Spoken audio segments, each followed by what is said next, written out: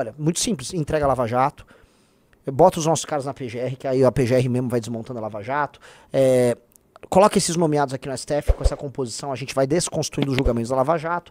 Ó, o Lula vai voltar pro jogo, boa, o Lula volta pro jogo, hein, aí polariza e eu derroto ele, tá ok? Nas 4 linhas. Então, eles propuseram isso, o público deles falou, beleza, um baita plano. Não fui eu que propus, eu acho muito que esse cara o PT ganhou por causa do MBL. Olha, não fui eu que propus esse plano horrível. Esse plano foi dito em público pelo Eduardo Bolsonaro como algo bom. Baita xadrez 4D. O homem sabe o que faz. O Bolsonaro tá há 28 anos lidando com as raposas. O Bolsonaro é mongol, todo mundo sabe disso. O Bolsonaro tem déficit de inteligência. Esse era o plano. O que aconteceu com esse plano? Foi um fiasco. Foi um desastre o plano dele. E o plano dele de enfrentamento à pandemia? Um desastre, um fiasco, garantiu que ele iria perder a eleição. E depois quando ele colocou o Centrão no governo dele, e o Centrão saiu distribuindo obras com o Tarcísio, fazendo obras no Nordeste, não, nós vamos virar o voto do eleitor do nordestino. Na eleição, o eleitor nordestino votou no Lula. Só que todo o dinheiro do Bolsonaro, do Ciro Nogueira, ministro da Casa Civil, foi colocado no Nordeste. Era o plano, confia no capitão. O capitão tem um plano. O que deu o plano? Deu em nada. Aí o capitão tinha um plano também. Perdeu a eleição. Não, aí era 3 copos empilhados, caneta. Não, olha só, onça vai beber água, o elástico é algema, a caneta vai assinar o decreto, não sei o quê. Tem um plano, tem plano. Os caras começaram a interpretar o plano. Foram pra frente do quartel. O Bolsonaro foi pros Estados Unidos. Os doidos do quartel foram lá, tentaram um golpe, se lenharam e terminaram enganados. Então a pergunta é, até quando vão achar que o Bolsonaro tem um plano? E que o plano é bom? Eu vi o plano. Que despretos. Que despretos. Puta, baita plano, né? Vamos lá. Eu vi o plano. Aquela minuta ridícula que foi levada lá pro Freire Gomes assinar. Os aliados deles lá pedindo, povo, vá para a casa do Freire Gomes. Era o plano deles. É essa gente que tá negociando agora com o Trump. Aí vocês acham, gente assim que tem um track record, né? Uma sequência de fiascos recorrentes. Não, mas agora eles têm um plano. Agora o plano... Que tal você só considerar que, em geral, eles são uns fracassados? Que tal imaginar que é isso? Porque agora, depois dessa ligação... Olha só, depois do Lula e o Trump se encontrarem na reunião da ONU, e ambos emitirem declarações positivas. Depois tem uma ligação telefônica agora já dando andamento, indo para uma linha de acordo comercial.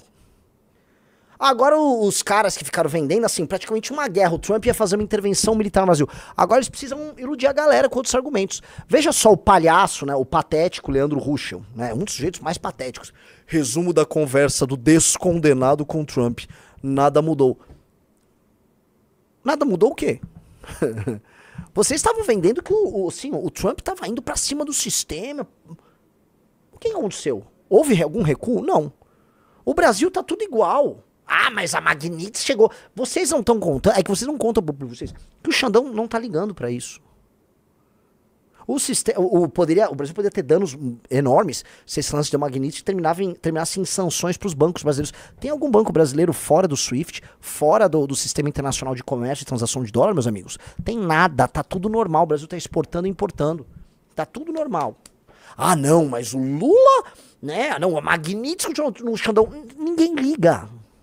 Ninguém liga. Tá tudo normal. O Xandão vai prender o Bolsonaro. Gente, tá só lá fora. Tá? São 3 horas e 47 minutos, tá só lá fora, não aconteceu nada que esses caras falaram. Entendeu? Like na live, pessoal. Vamos lá, Fábio Weingarten, esse tem que correr pra justificar, né? O ar-condicionado tá meio fraco. A mera ligação entre chefes de Estado que pensam e atuam de maneira absolutamente contrastante não quer dizer absolutamente... Mentira! Trump e Lula são 2 líderes populistas, bravateiros. 2 líderes populistas e bravateiros que se valem do seu carisma, tá? Se a gente olhar direitinho, eles são mais parecidos do que vocês imaginam. São 2 caras ultra personalistas, que tratam seus partidos como movimentos ao redor da sua personalidade, hoje mais do que nunca o trumpismo virou isso, que são altamente patrimonialistas e que envolvem inclusive seus filhos na atividade política, com coisas estranhas rodando. Entendi. Ambos organizam grandes jantares nas suas mansões, no período pré-campanha, com grandes empresários. Rubens Ometo frequentava a casa do Lula, o Trump usava a casa dele em Mar-a-Lago para reuniões. Cara, eles são bem mais parecidos do que você imagina, tá? Passados 10 meses para esse contato de hoje, somente evidencia o quanto a política externa atual é retrógrada, lenta e sem nenhuma tecnicidade. A tal química perfeita quer ter alicerces para deixar em pé com partícipes que promovem o terrorismo e seus aliados históricos. Ah, cara, isso é papinho pra enganar a tia do Zap. É esse a refutada que o cara... olha só o que aconteceu, tá rolando nada de importante. Cara... Os bolsonaristas estavam comemorando que eles não conseguiam, assim, eles impediam que membros do governo atual tivessem conversas, o Rizzo vai lembrar, sim, com membros do governo Trump. Agora o Trump tá falando com o Lula, deixa isso público, elogia o Lula publicamente, mas o quê? Isso é parte de um plano? Vamos acompanhar aqui a Ana Paula do Vôlei, que vende inclusive cursos sobre política americana, né? Saiu a nota... Opa, caguei tudo aqui agora, peraí. Saiu a nota do Palácio do Planalto sobre a conversa por telefone entre Lula e Trump. Aqui é a melhor parte da nota, abre aspas. O presidente Trump designou o secretário Marco Rubio para dar sequência às negociações com o vice-presidente Geraldo Alckmin, o chanceler Mauro Vieira e o ministro da Fazenda Fernando Haddad. Ambos os líderes acordaram encontrar-se pessoalmente em breve. Ou seja, os secretores do Brasil não encontrarão com o Scott Bessent, o Howard Lutz, Nixon, mas com Marco Rubio, secretário de Estado e profundo conhecedor dos laços ditatoriais de Lula com regimes totalitários como Cuba, país dos pais de Rubio. Trump, mais uma vez, puxou Lula cordialmente para dentro da Casa Branca. Duvido Lula querer encontrar Trump ao vivo e sozinho. Meu querido, na prática é o seguinte, o Lula encontrando ele ou não, o Lula vai vender aqui pro Brasil que ele está dialogando com o Trump como um adulto na sala. O Lula não precisa nem de um acordo com o Trump. O Lula não precisa de nada disso.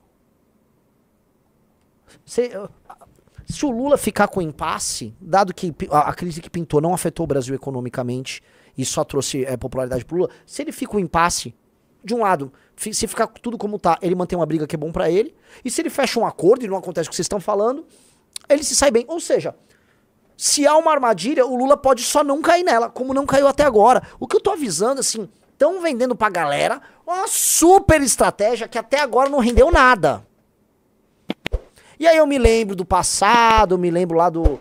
Todas as besteiras feitas por Bolsonaro, e eu começo a achar assim... Sabe o que eu me lembro recentemente, eu não vou votar, a estratégia da PEC da blindagem. Essa mesma turma agora quis convencer as pessoas que apoiar uma PEC pela impunidade era uma grande ideia. Uma PEC pra político ficar blindado assim pro resto da vida. Talvez, não, pro resto da vida não, mas quando fosse deputado. Talvez a estratégia era uma porcaria. Era uma porcaria. Então meio que, vamos calçar a sandália da humildade aí, galera.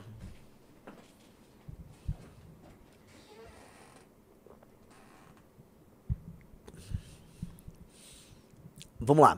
Agora, Paulo Figueiredo, né?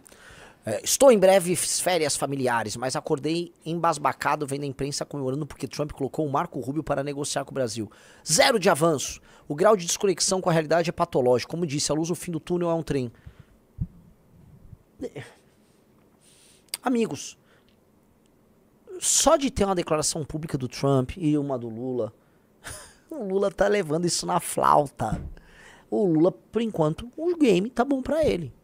Ah, se ele topar, ele vai lá pros Estados Unidos e conversa com o Trump e é só ele não topar aquela malandragem que o Trump faz com outros chefes de Estado ali. Um mamãe falei que o Trump faz com os outros caras. É só o malandro, o cachaceiro malandro, o vagabundo malandro, tá? O batedor de carteira que tá na presidência da... Esse malandro que tá na presidência da República do Brasil. É só esse malandro fazer o que ele fez a vida inteira dele.